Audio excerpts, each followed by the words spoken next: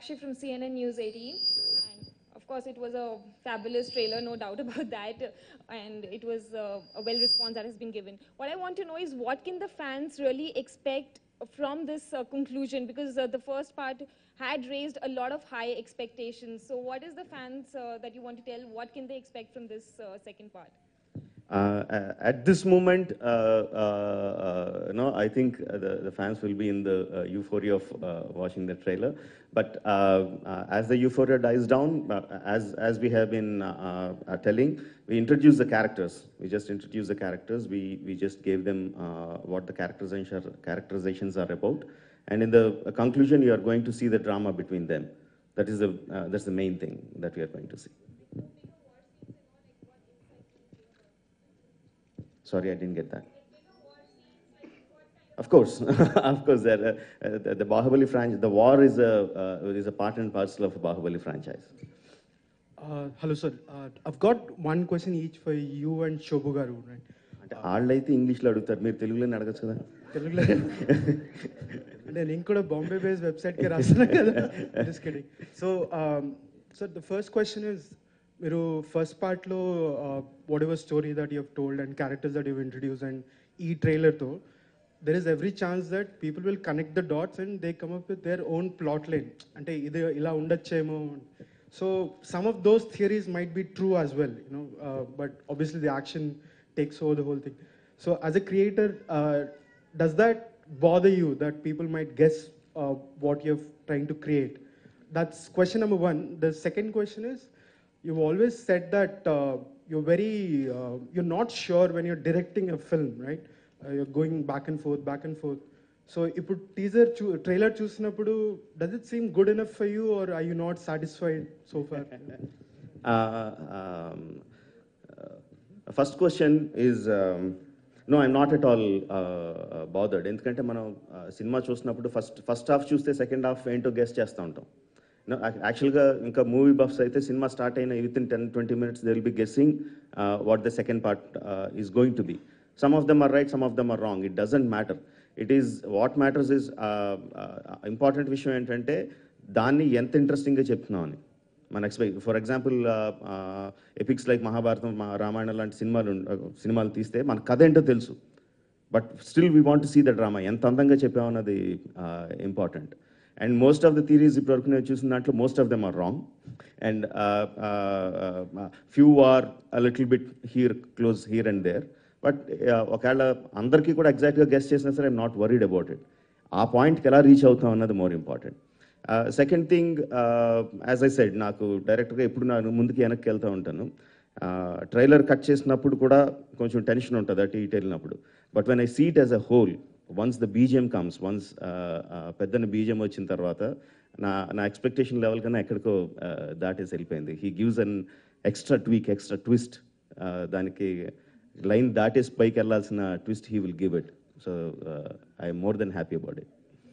Shobhu garu, apart from the feature film, right, like you've introduced a lot of other elements in the whole franchise, Bahubali VR, comic books and all that stuff. So I was reading the graphic comic book recently and it had a different plot line with the two characters that you have. So I'm comparing this with a franchise like Star Wars, you know, so the characters are the same, but the plot continues even after 20-30 years. So are you envisioning Bahubali in that space, you know? Bahusa future lo Rajamouli garu one of that sequels direct చేయకపోవచ్చు, but will the franchise continue at some level? Absolutely. There's no doubt about it. It will continue. Characters will continue. The world will continue. And each of those, whether it's a novel or the graphic novel, they're all set in a different time period within the kingdom and the history of the kingdom. So they will have a different tone and a different story and a different treatment altogether. But the characters and characterization will be consistent with the whole thing.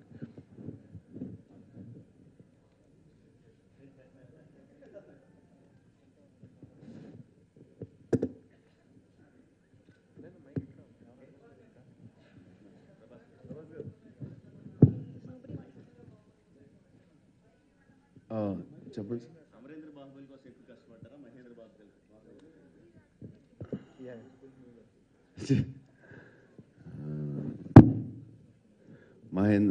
Amarendra బాహుబలికి కొంచెం ఎక్కువ కష్టపడ్డాను శివుడి కంట. Sir Rajamouli గారు, part 1 release తర్వాత, Baahubali release తర్వాత బాహుబలిపై 2 పై చాలా expectations చాలా పెరిగాయి. అంటే బాహుబలి 1 అనుకున్నప్పుడు మీరు ఏదైతే 2లో ప్రజెంట్ చేయాలనుకున్నారో అదే చేశారా, లేకపోతే ఎక్స్పెక్టేషన్స్ తగ్గట్టుగా మళ్ళీ ఏమన్నా చేంజెస్ చేశారా? చాలా తక్కువ అండి. చాలాసార్లు ఇదే ప్రశ్నకి సమాధానం చెప్పాను. ఫస్ట్ బాహుబలి కథ సినిమా అయిపోయిన తర్వాత బాహుబలి పార్ట్ 2 తీయడం కాదండి, ఒక సింగిల్ స్టోరీ బిగినింగ్ నుంచి ఎండ్ వరకు ఒక సింగిల్ స్టోరీ. ఒక సినిమాలో దాన్ని మొత్తం తీయలేకపోతున్నాం కాబట్టి రెండు పార్ట్ల కింద విడదీసాం. సో మొత్తం అంతా ఒకటే కథ.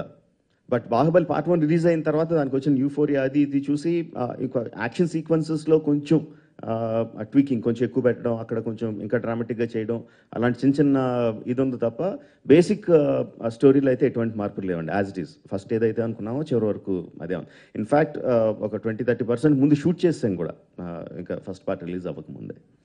సో మహిష్మతి నగరాన్ని ఆల్రెడీ టీవీలోనే వాటిలోనే చాలాసార్లు చూసాం. మళ్ళీ అన్నిసార్లు చూసినప్పుడు ఏదో మళ్ళీ కొత్తగా కనబడుతుంది. అంటే ఇందులో ఏమైనా మార్పులు ఉన్నాయండి మహిష్మతిలో కూడాను? మాహిష్మతికి మార్పులు ఏం లేవండి. మాహిష్మతి అనేది చాలా పెద్ద రాజ్యం. మన ఫస్ట్ పార్ట్లో చూపించినప్పుడు మాహిష్మతిలో కొంత పార్టే చూసాం. సెకండ్ పార్ట్ వచ్చేసరికి ఇంకా మిగతా భాగాలు కూడా చూస్తున్నాం. సో ఇట్ ఈస్ ఫస్ట్ పార్ట్లో మనం చూసిన తక్కువ, సెకండ్ పార్ట్లో ఇంకా ఎక్కువ చూస్తున్నాం. ఏం లేదండి,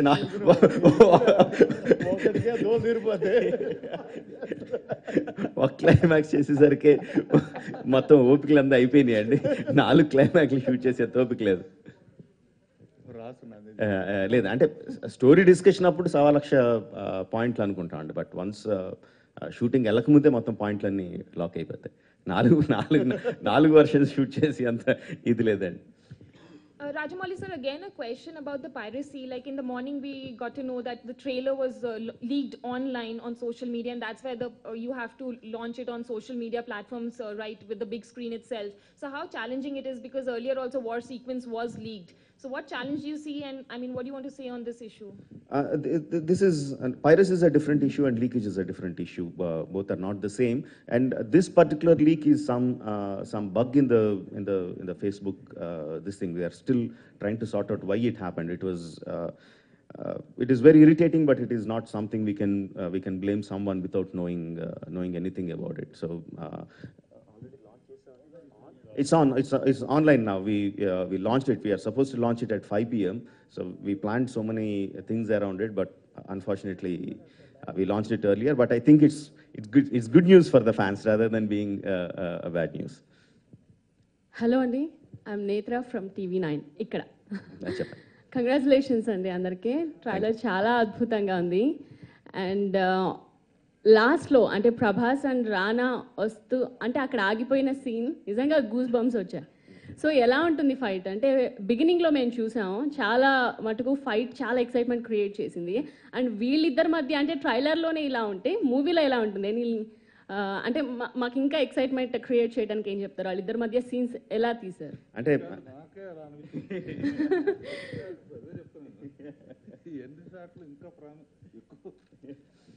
అంటే ట్రిక్స్ ఆఫ్ ద ట్రేడ్ అంటారు కదండి. డైరెక్టర్గా మనం కథలు అన్నీ చెప్పేటప్పుడు మాస్ పల్స్ కూడా కొంచెం తెలుసున్న డైరెక్టర్లు ఏం చేస్తారంటే తెలియకుండా ఆడియన్స్ని రేకెత్తించి పెడతారండి. అంటే ఫస్ట్ పార్ట్లో శివుడు తాలూ క్యారెక్టరైజేషన్ చూపించడానికి అమ్మ కోసం శివలింగాన్ని ఎత్తుకొని వాటర్ నుంచి నడిచి జంప్ చేసి వెళ్ళి అంత బలవంతుడి కింద చూపించామండి. బల్లాల దేవుడిని చూపించినప్పుడు ఉత్తి చేతులతో దున్నపోతూ ఫైట్ చేసి అంత బలమైన వాడిని చూపించాం.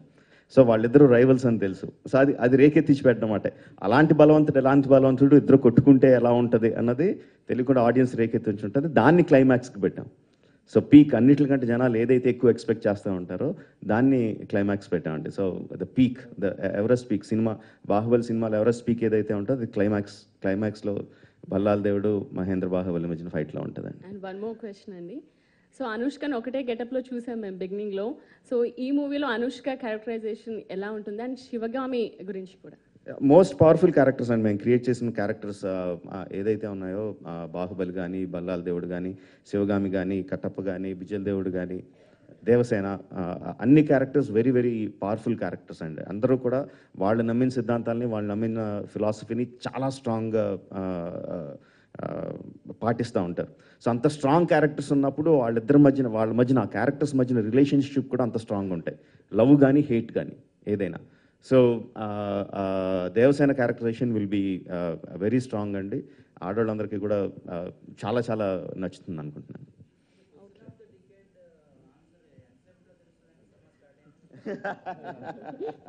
అంటే ద బిగ్గెస్ట్ థింగ్ ఈజ్ అది ఒక సింగిల్ లైన్ సెంటెన్స్ కాదండి. ఓకే, ఇలా ఇలా ఇందుకని చంపేసాడు అని అంత is not a simple answer. ఆ సింపుల్ ఆన్సర్ అయితే ఇన్ని రోజులు దాని మీద ఆ యూఫోరియా కూడా అలా మెయింటైన్ అవ్వదు. It's a complicated sequence that comes to that point.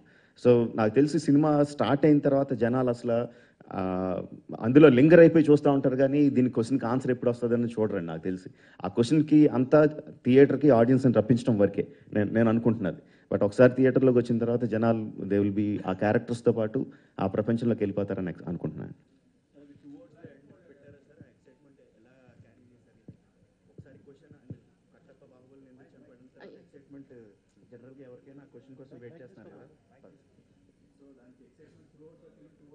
ఉంటుంది, అదే అంటున్నాను. జస్ట్ నేను ఆన్సర్ చేసిన క్వశ్చన్ అదే. ఇట్ ఈస్ ఒక సింగిల్ సెంటెన్స్ ఆన్సర్ కాదు అది, సింగిల్ సెంటెన్స్ ఆన్సర్ కాదు అది.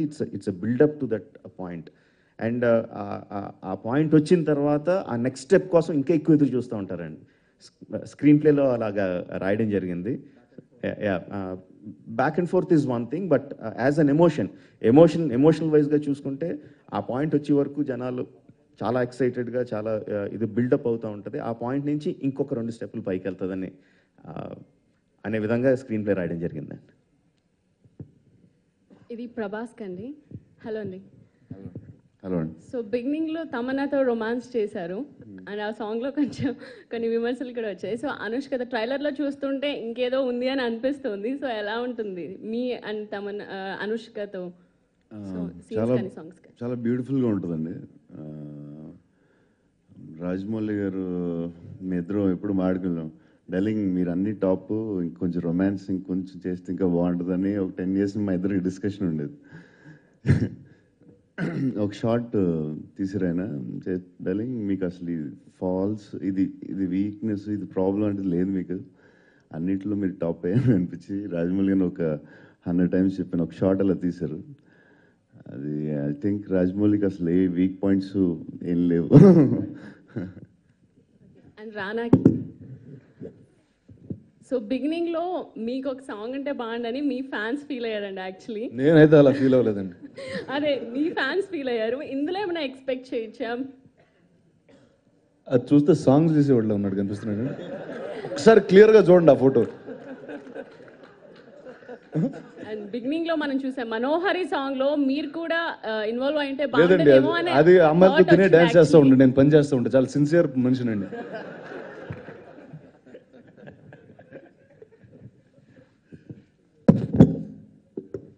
సార్ నమస్తే. ఇప్పుడు రాఘవేంద్ర గారు చెప్పినట్టు మాటలకి అందనిది. యాక్చువల్గా నాకు ఏమనిపిస్తుందంటే ఇది చూస్తుంటే ఇండియాలో సినిమా పుట్టుకథ ఎలా వచ్చినప్పుడు ఎక్సైట్మెంట్గా ప్రజలు చూశారు కొత్తగా, అలా ఈ బాహుబలి కూడా అంత క్రియేట్ చేసింది అని అనిపించింది.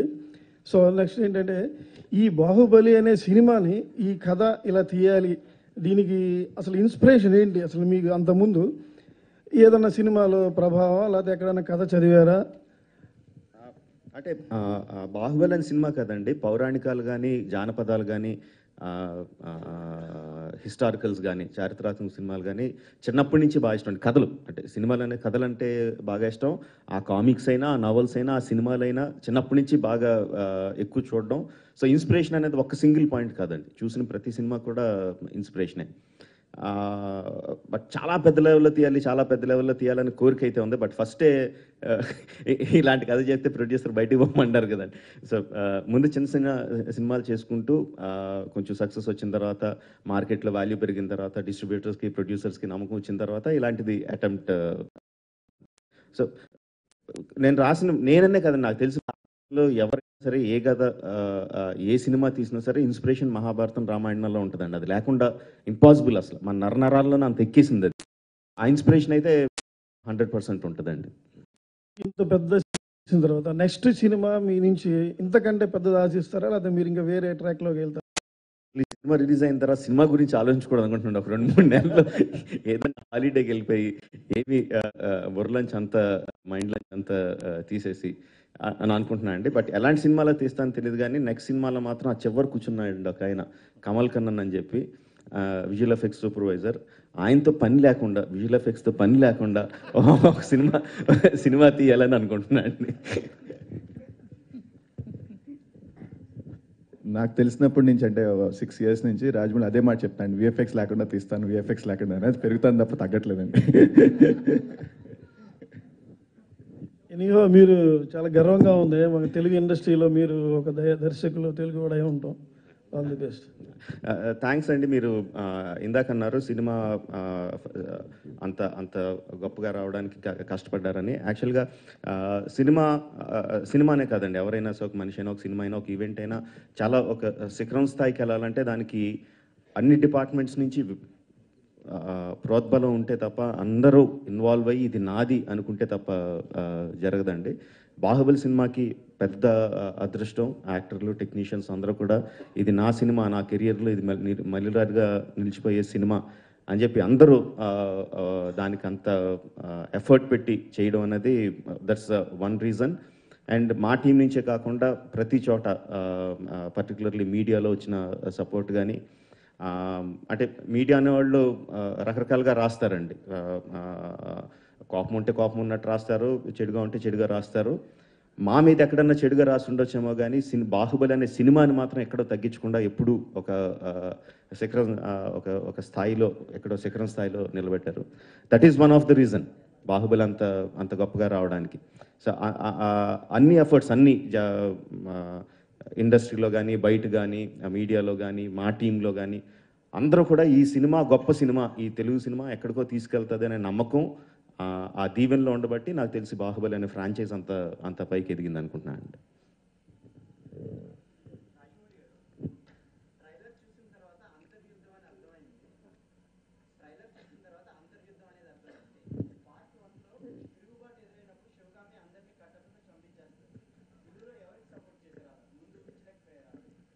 చూడండి మరి, సినిమా చూడాలి కదా.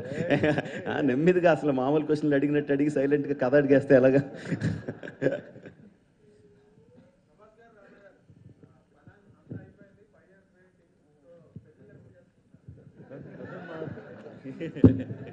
పెద్దోళ్ళు ఫస్ట్ మాట్లాడాలి వీటి గురించి.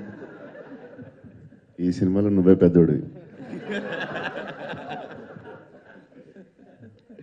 అంటే ఈ సినిమా చూసిన తర్వాత గ్యారంటీ ఎవరు పిల్లలు ఎవరండి, మళ్ళీ ఎతకడం మళ్ళీ స్టార్ట్ చేస్తా ఫస్ట్ నుంచి. Thank you. తెలియదండి.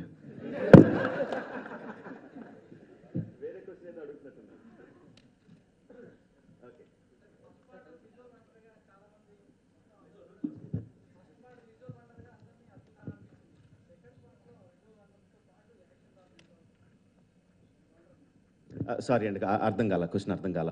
First part visual wonder, okay అండి.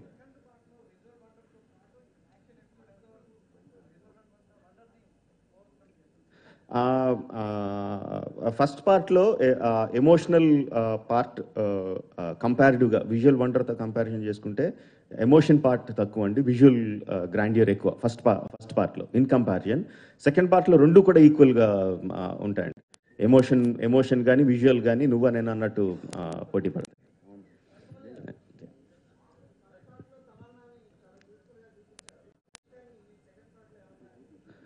ఇంకా అందంగా చూపించాను.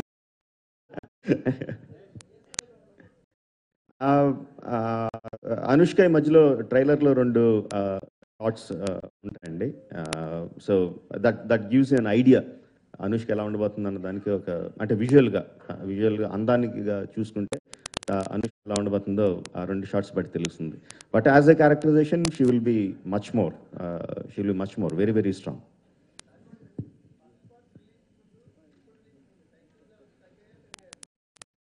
ఆ ఫస్ట్ పార్ట్ రిలీజ్కి ముందు ఉన్న టెన్షన్ నా జీవితంలో ఎప్పుడు దాన్ని అసలు అంటే కంపారిజన్ కూడా లేదు. నోవేర్ కంపారిజన్ కూడా లేదు అప్పుడున్న tension, because so much was at stake and we're experimenting so much. ఇంతకుముందు వెళ్ళని టెరిటరీస్లోకి లైఫ్ జాకెట్ లేకుండా సముద్రంలో ఉరికేసినట్టు, పారాషూట్ లేకుండా ఆకాశం ప్లేన్లోంచి ఉరికేసినట్టు ఉరికేసాం. అప్పుడున్న టెన్షన్ ఇస్ చాలా చాలా హై. నా జీవితంలో అంత టెన్షన్ అసలు సినిమాకనే కాదు దేనికి ఫీల్ అవ్వలేదు. సో ఈ సినిమాకి వచ్చేసరికి టెన్షన్ పాలు చాలా తక్కువ అండి. జనరల్గా ఏ సినిమా రిలీజ్ అప్పుడైనా అందులో పనిచేసిన వాళ్ళు కొంచెం టెన్షన్ ఉంటుంది. ఆ టెన్షన్ తప్పితే మోర్ కాన్ఫిడెన్స్ లెవెల్స్ ఎక్కువ ఉన్నాయండి టెన్షన్ కన్నా. ఓకే అండి, and thank you very much.